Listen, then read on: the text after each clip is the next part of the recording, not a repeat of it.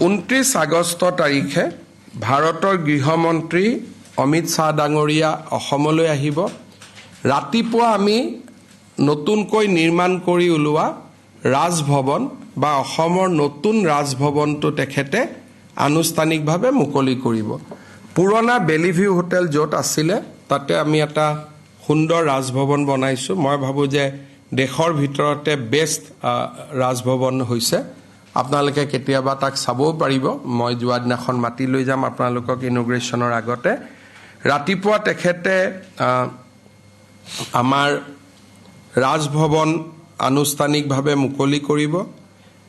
দ্বিতীয় কাৰ্যসূচী হিচাপে এখন NDA বিজেপি নহয় AGP আৰু বিজেপিৰ টিকেটত আৰু আমাৰ শুভাকাংক্ষী যিমান পঞ্চায়ত ইলেকশ্যনত জয়লাভ কৰিলে সদস্যৰ পৰা জিলা পৰিষদলৈকে, গাঁও সভাৰ সদস্যৰ পৰা আঞ্চলিক পঞ্চায়তৰ সদস্যৰ পৰা জিলা পৰিষদৰ সভাপতিলৈকে এখেতসকলক আমি নিমন্ত্ৰণ কৰিম। পঞ্চায়ত অভিৱৰ্তন এখন NDAৰ পঞ্চায়ত অভিৱৰ্তন, তাতে গৃহমন্ত্ৰী অমিত শ্বাহ ডাঙৰীয়াই আমাৰ পঞ্চায়ত প্ৰতিনিধিসকলৰ সন্মুখত ভাষণ প্ৰদান কৰিব। আমাৰ মনত এটা এইবাৰ পঞ্চায়তসমূহ যেনেকৈ নিৰ্মাণ হৈছে, পঞ্চায়তসমূহৰ লগতে আমি প্ৰত্যেকখন গাঁৱত এটা সমবায় সমিতি কৰিব খুজিছোঁ।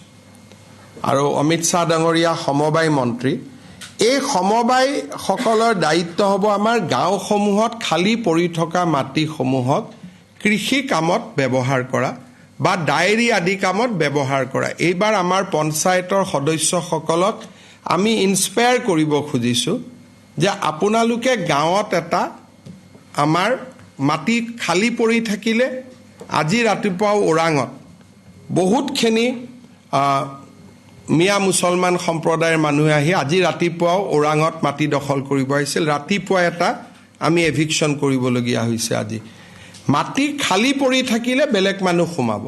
সেইকাৰণে এইবাৰ আমি এটা সিদ্ধান্ত লৈছোঁ যে গাঁও পঞ্চায়তসমূহৰ সমান্তৰালভাৱে প্ৰত্যেক গাঁৱত এটা আমি যুৱকসকলক লৈ সমবায় সমিতি কৰিব খুজিছোঁ, যাতে খালী মাটিবিলাক চৰকাৰৰ পৰা তেওঁলোকে ভাড়াত লৈ 1 টকা বা 2 টকা ভাড়াত লৈ পেলাই তেওঁলোকে তাত খেতি আদি কৰি বা ডায়েৰী আদি কৰি মাটিখিনি বন্ধ কৰি ৰাখিব পাৰে, ক'তো যাতে খালী মাটি পৰি নাথাকে।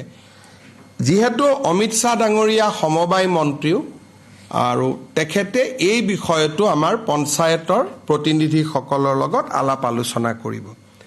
গধূলি 5 বজাত তেখেতে গোলাপ বৰবৰাৰ জন্ম শতবাৰ্ষিকী অনুষ্ঠানত মুখ্য অতিথি হিচাপে যোগদান কৰিব আৰু গধূলি উভতি যাব।